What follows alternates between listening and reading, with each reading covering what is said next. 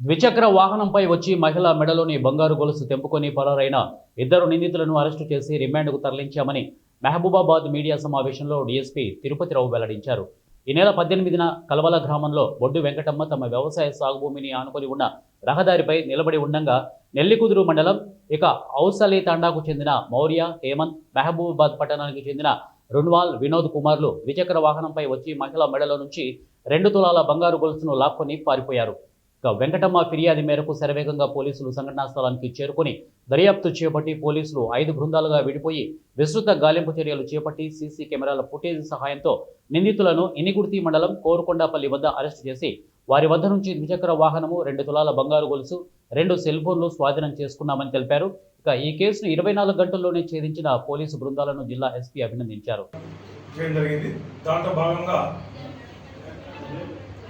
ఎక్కడైతే స్టార్చింగ్ అయిందో ఆ ప్రదేశంలో ఒక రైతు సీసీ కెమెరా ఫిట్ చేసుకున్నాడు కదా చెట్టుకి.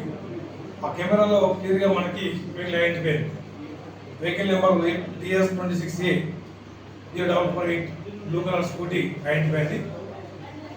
దాని ఆధారంగా మొత్తం జిల్లాలో వెల్లడి జరిగింది.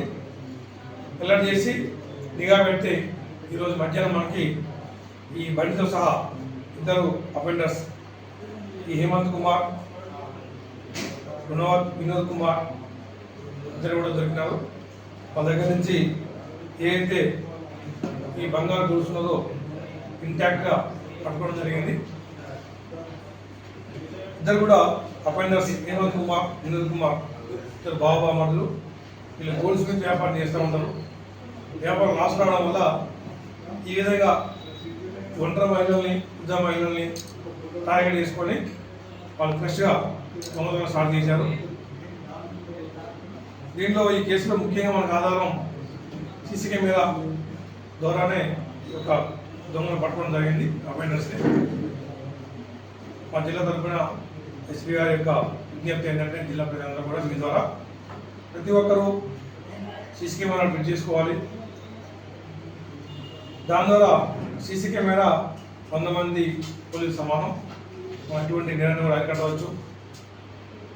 అదేవిధంగా నేరం జరిగినా కూడా మనకి నేరాన్ని గుర్తించి నేరాన్ని కూడా పట్టుకోవడం జరుగుతుంది. నేరస్తుల్ని సీసీ కెమెరాని కూడా కొత్త చట్టం ప్రకారం ఎవిడెన్స్ కింద కూడా మనకి కోర్టు భావిస్తుంది. ప్రతి ఒక్కరికి కూడా పోలీసు వారి జిల్లా పోలీసు విజ్ఞప్తి ఎస్పీ తరఫున మన కెమెరాలు పెట్టుకొని నేర నివారణ కూడా పోలీసు సహకరించండి.